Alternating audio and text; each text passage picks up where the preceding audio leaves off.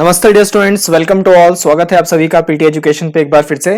मेरा नाम है राहुल हंस चौधरी और मैं आपके लिए लेके आया हूं इंडियन जुडिशरी पार्ट 3। कैसा लग रहा है आपको ये सीरीज, जरूर बताइए कमेंट थ्रेड में।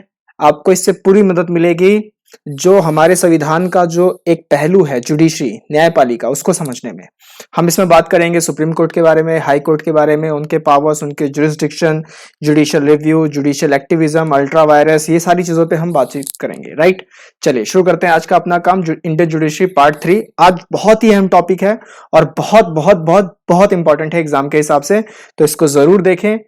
अगर आप चैनल पे नए हैं तो सब्सक्राइब करें और सेशन को लाइक तो जरूर ही करें। राइट, चलिए शुरू करते हैं आज का अपना काम। सबसे पहले आपके लिए जरूरी जानकारी, सीए बूस्टर प्रीमियम में आप एनरोल कीजिए। आपके जैसे बहुत सारे छात्रों ने एनरोल किया है, एनरोल कीजिए। स्वागत है आप सभी का। जितना हो सके इसमें हम पार्टिसिपेशन रखें तो ज्यादा अच्छा है। एक बहुत अच्छी लर्निंग कम्युनिटी बन सकती है, ideal for professional, civil service aspirants, MBS college students. साथ ही साथ और अपने आप को एनरिच करना चाहते हैं तो पावर ऑफ 10 में भी आ सकते हैं आप। करंट अफेयर्स की एनुअल कंपाइलेशन बहुत ही लाजवाब है, आप इसे पढ़िए। जो आने वाले बहुत सारे एग्जाम्स हैं उसमें आपको ये पूरी की पूरी तौर पे मदद करेगा। अभी आज ही में आरबीआई ग्रेड बी का नोटिफिकेशन आ गया है, तो उसमें तो ये डेफिनेटली आपको हेल्प करेगा, क्योंकि आरबीआई ग्रेड बी का पेपर है 6 मार्च को। राइट, अब 6 मार्च को पेपर है तो जनवरी से लेके ये सारा आपको चाहिए ही चाहिए। एनुअल कंपाइलेशन बहुत ही ज्यादा नेसेसरी है, आप इसको जरूर परचेज करें and make the most use of it. शुरू करते हैं आज का पहला काम, original jurisdiction of supreme court. आज मैंने आपको पहले ही बताया कि हम आज का जो टॉपिक लेंगे बहुत ही इंपॉर्टेंट लेंगे। जुरिस्डिक्शन का मतलब होता है क्षेत्राधिकार। आपके जो क्षेत्र हैं, मतलब आपके दायरे में क्या क्या आता है। राइट, आई बस समझ में। इसमें हम एथिक्स और फिलॉसफी को भी जोड़ सकते हैं। आपके दायरे में क्या क्या आता है। अब है क्या इसमें कि जो सुप्रीम कोर्ट का जो दायरा है, जो क्षेत्राधिकार है, उनके पास कुछ क्षेत्राधिकार है। एक एक करके सभी को देखेंगे। सबसे पहला है हमारे पास original jurisdictions of supreme court. है क्या ओरिजिनल जुरिस्डिक्शन, इसको सबसे पहले समझते हैं।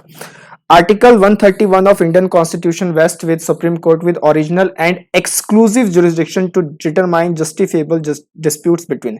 यहां पे आप ध्यान रखिएगा कि ओरिजिनल है, साथ ही साथ एक्सक्लूसिव है। ये जो वर्ड्स है ना, बहुत बड़ा गेम खेलते हैं लॉ के अंदर में, तो ध्यान रखिएगा। इस पे तो हियरिंग्स हो जाती हैं बैठे बैठे। तो ओरिजिनल जुरिस्डिक्शन से कौन सा अनुच्छेद संबंधित है, तो आर्टिकल 131 संबंधित है। किस बारे में है कि डिस्प्यूट्स को देखते हैं। सुप्रीम कोर्ट जो है वो डिस्प्यूट्स को देखते हैं। वैसे तो सुप्रीम कोर्ट को कहा जाता है कि it is a court of appeal, लेकिन कुछ ऐसी बातें हैं जो मतलब सुप्रीम कोर्ट अपने आप जो है उसमें एक्शन लेती है। जैसे कि क्या होता है, मान लीजिए कि एक आपसे क्राइम हो गया या एक आपके साथ कोई घटना घट गई जिसके लिए पुलिस के पास आपको जाना पड़ा, तो आप पुलिस से अपील कर रहे हैं कि sir please look into this matter. एक घटना हुई कि पुलिस खुद आपके पास आई, पुलिस ने खुद इंटरवीन किया, अपने आप किया, तो ये सारे कुछ दायरे होते हैं। तो ये जो ओरिजिनल जुरिस्डिक्शन है सुप्रीम कोर्ट का, इसमें सुप्रीम कोर्ट खुद अपने आप ही एक्शन लेती है। सबसे पहला क्या है, यूनियन ऑफ इंडिया और वन और मोर स्टेट्स। यदि जो हमारी सेंट्रल गवर्नमेंट है और किसी और राज्य या बहुत सारे राज्यों की सरकारों के बीच में कोई अगर डिस्प्यूट हो जाए किसी बात को लेके, तो सुप्रीम कोर्ट उस मैटर को देखेगी। या फिर एक तरफ हो जाए सेंट्रल गवर्नमेंट और कोई स्टेट या बहुत सारे स्टेट्स और दूसरी तरफ दूसरे स्टेट्स। राइट, तीसरा हो गया कि दो या दो से अधिक स्टेट्स के बीच में अगर कोई तनाव है, कोई डिस्प्यूट है, तो उसको सुप्रीम कोर्ट देखेगी। तो ये तीन जो है कैटेगरीज इसमें जस्टिफाई की गई है डिस्प्यूट्स को लेके। अगला बिंदु क्या कहता है, in above disputes supreme court has exclusive original jurisdiction. तो यहां पे एक्सक्लूसिव का मतलब है कि सुप्रीम कोर्ट के अलावा और कोई भी कोर्ट इसको नहीं देखेगा। किसको नहीं देखेगा, ये तीन मैटर्स को। क्लियर है।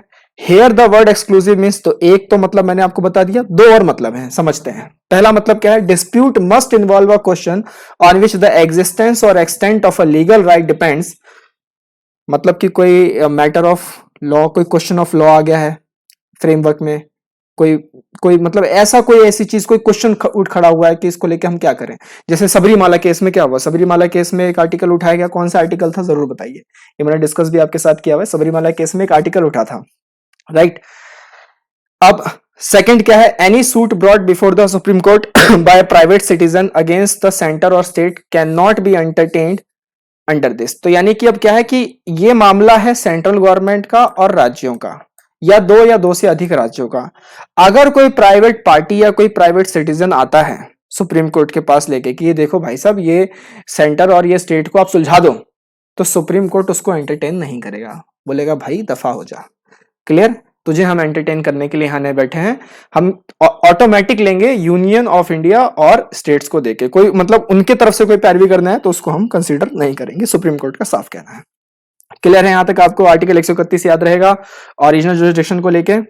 अब आगे, अब ये चीज कहां कहां लागू नहीं हो सकती, एक तो आपने बता दिया कि प्राइवेट सिटीजन को सारे एंटरटेन नहीं कर सकते, और कहां कहां लागू नहीं होगी, तो ये रहे सारे पॉइंट्स। सबसे पहला पॉइंट कि अगर कोई प्री कॉन्स्टिट्यूशन ट्रीटी है, यानी संविधान बना उससे पहले की कोई ट्रीटी है, एग्रीमेंट है, इंगेजमेंट है, सनद है, कुछ भी है, उससे जो डिस्प्यूट्स उठ रहे हैं तो सुप्रीम कोर्ट उसमें अपनी टांग नहीं अड़ाएंगे। दूसरा, inter water state disputes act 1956, इसको भी नहीं देखेंगे। Matters refer to finance commission, तो आज का आपका पहला सवाल कि फाइनेंस कमीशन भारत के किस आर्टिकल में आता है, कमेंट थ्रेड में बिल्कुल जवाब दीजिए। बिल्कुल पार्टिसिपेशन जोर शोर से रखिए, नया साल है, नया जोश होना चाहिए। Matters refers to finance commission. तीसरा, adjustment of certain expenses and pensions between centre and states, कि सेंटर स्टेट्स कैसे अपना मतलब फाइनेंशियल चीजों को देख रही हैं। Ordinary dispute of commercial nature between centre and states, GST वगैरह को भी लेके। Recovery of damages by state against centre, तो ये सारे जो मैटर हैं ये सुप्रीम कोर्ट इसमें एक्सटेंड नहीं कर सकती अपनी जुरिसडिक्शन को। क्लियर? अब नेक्स्ट आता है आपके पास रिट जुरिसडिक्शन। रिट मतलब आपको मालूम है रिट क्या होते हैं, रिट होते हैं ऑर्डर्स, आदेश। अब आर्टिकल 32 के तहत सुप्रीम कोर्ट को यह हक है कि वो फंडामेंटल राइट्स को बचाने के लिए कुछ आदेश जारी कर सकते हैं। कैसे कैसे आदेश जारी कर सकते हैं? कुछ रिट्स हैं, जैसे हेबियस कॉर्पस पढ़ा हुआ है सब हमने, मैंडामस, प्रोहिबिशन, कोवरेंटो, सर्टियोरारी, ये सब डिटेल में मैंने आपको पढ़ा रखा है। आर्टिकल 32, 33 ये सब पढ़ाया गया है, तो please consider the previous lectures in the playlist. For enforcement of fundamental rights of an aggrieved citizen, तो आर्टिकल 32 के तहत एक ये होता है। अब रिट जुरिसडिक्शन जो है सुप्रीम कोर्ट का वो एक्सक्लूसिव नहीं है, क्योंकि एक्सक्लूसिव का मैंने आपको क्या मतलब बताया था? एक्सक्लूसिव का मतलब मैंने आपको ये बताया था कि सिर्फ और सिर्फ सुप्रीम कोर्ट ही उस पर डिसीजन देगा, लेकिन रिट्स को लेके ऐसा नहीं है। हाई कोर्ट भी अपना डिसीजन दे सकता है, हाई कोर्ट के पास भी ये शक्तियां हैं, ये पावर्स हैं to issue writs for enforcement of fundamental rights also, right? Supreme court can issue writs only for enforcement of fundamental rights. Supreme court अगर करेंगे आर्टिकल 32 के तहत तो सिर्फ और सिर्फ फंडामेंटल राइट्स के लिए करेंगे और किसी दूसरे पर्पजेस के लिए नहीं करेंगे। लेकिन जो हाई कोर्ट करेगा तो फंडामेंटल राइट्स के लिए भी करेंगे और दूसरे पर्पजेस के लिए भी वो लोग रिट्स को इशू करेंगे। रिट्स मतलब आदेश देंगे। अब इसी ही पैमाने पे ऐसा बोला जाता है कि जो स्कोप है किसका वाइडर है रिट जुरिसडिक्शन में, हाई कोर्ट का या सुप्रीम कोर्ट का? तो ऑब्वियस सी बात है हाई कोर्ट का जो रिट जुरिसडिक्शन है it is much much wider than supreme court, क्योंकि हाई कोर्ट ना सिर्फ फंडामेंटल राइट्स को लेके बातें कर रहे हैं बल्कि दूसरे पर्पसेस को भी लेके बातें कर रहे हैं। Supreme court can only act on the enforcement of fundamental rights. Clear है आपको यहां तक? चले आगे बढ़ सकते हैं, मंजूरी है? चलिए चलते हैं। अब तीसरा आता है आपके पास अपीलेट जुरिसडिक्शन। अपीलेट, जैसे मैंने आपको बताया ना कि supreme court is a court of appeal. अगर मेरे जैसे नागरिक को अगर जाना है सुप्रीम कोर्ट तो मुझे फिर स्टेजेस से होकर जाना पड़ेगा, district court, high court, then supreme court, right? तो कोर्ट ऑफ अपील बन जाता है। आई बस समझ में? तो वो अपीलेट जुरिसडिक्शन क्या है सुप्रीम कोर्ट की, उस पर देखते हैं। अब ये आता है आर्टिकल 132 के तहत, provides for an appeal to the supreme court for any judgment of high court if the high court certifies that the case involves a substantial question of law. अब यहां पे एक ध्यान रखिएगा, हाई कोर्ट सर्टिफाइज, ये 134 article 134 ए, इसके तहत ये बताया जाता है, आर्टिकल 134 ए के तहत बताया जाता है कि हाई कोर्ट एक सर्टिफिकेट देंगे आपको सुप्रीम कोर्ट में जाने के लिए, अपील के लिए, राइट? तो that involves a substantial question of law as to the interpretation of the constitution. और वो कब देंगे? जब कोई लॉ पे सवाल उठाया जा रहा है। 4 कैटेगरीज हैं अपीलेट जुरिसडिक्शन की, कौन कौन सी है? कॉन्स्टिट्यूशनल मैटर्स में आप अपील कर सकते हैं, सिविल मैटर्स में आप अपील कर सकते हैं, क्रिमिनल मैटर्स में आप अपील कर सकते हैं, अपील्स बाय स्पेशल लीव आप ये कर सकते हैं। In case of civil matters high court certifies that, civil matter में अगर बात की जाए, क्योंकि कॉन्स्टिट्यूशनल मैटर्स में क्या होता है, कॉन्स्टिट्यूशनल मैटर्स में यही है कि कोई सब्सटेंशियल क्वेश्चन ऑफ लॉ तो नहीं उठ रहा, इंटरप्रिटेशन और ये सारी बातें हैं। क्लियर है यहां तक आपको? और उसके लिए हाई कोर्ट को क्या करना होगा, एक सर्टिफिकेट देना होगा इस पार्टी को कि आप जाइए, आप सुप्रीम कोर्ट में सर्टिफिकेट लेके जाके अपील कर सकते हैं।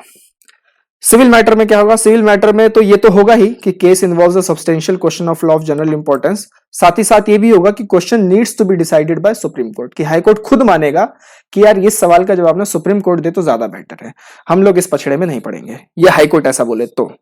किस मैटर में? सिविल मैटर में। ओरिजिनली दो civil cases involved a sum of 20,000, तो पहले ऐसा होता था कि सिविल केसेस के लिए 20,000 की जिसमें मतलब भुगतान राशि अगर रखी गई है तो वही चीजें अपील की जाती है, लेकिन ये मॉनेटरी लिमिट फिर हटा दी गई किस एक्ट के थ्रू? 30th अमेंडमेंट एक्ट 1972 के तहत फिर ये मॉनेटरी लिमिट को क्या कर दिया गया? खारिज कर दिया गया। चल सकते हैं आगे, चलिए। अब क्रिमिनल मैटर में क्या होता है? क्रिमिनल मैटर में फिर वही चीज कि if high court has on appeal reversed an order of acquittal of an accused person and sentence into death और has taken before itself any case from any subordinate court and convicted the accused person and sentence him to death और certifies that the case is fit for appeal to the supreme court. मैं समझाता हूं, नहीं समझ में आया ना? मैं समझाता हूं। हम किस लिए बैठे? हम समझाएंगे। हुआ क्या है कि अगर हाई कोर्ट ने जल्दबाजी में किसी भी इंसान को फांसी की सजा दे दी है, सेंटेंस हिम टू डेथ, या डिस्ट्रिक्ट कोर्ट से जो नीचे की उनकी कोर्ट है उनसे डायरेक्ट मैटर अपने ऊपर रेफर कर लिया है, तो उन चीजों को देखते हुए सुप्रीम कोर्ट फिर हाई कोर्ट को बोलेगा भैया इधर आओ, ये जो केस है, ये जो मैटर है, ये हमें दो, ठीक है, ये हमारे अपील के लिए बिल्कुल फिट होता है, please give it to us. Clear हो गई बात?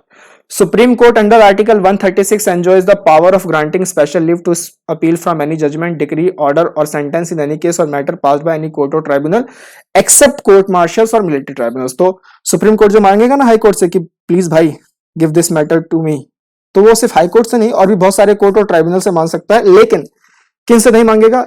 कोर्ट मार्शल से नहीं मांगेगा और मिलिट्री कोर्ट्स, मिलिट्री ट्राइब्यूनल्स, मतलब बेसिकली एक ही बात है, कोर्ट मार्शल्स और मिलिट्री ट्राइब्यूनल्स, उनसे नहीं मांगेगा। बाकी तो मतलब सबसे वो मांग सकते हैं।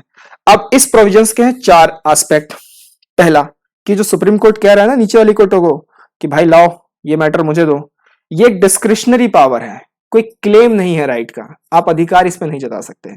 दूसरी बात, किसी भी जजमेंट में ग्रांट किया जा सकता है, जरूरी नहीं है कि क्रिमिनल मैटर्स ही हो, राइट, ये सिविल भी हो सकता है, फाइनेंस भी हो सकता है, रेवेन्यू भी हो सकता है, किसी भी मैटर में किया जा सकता है।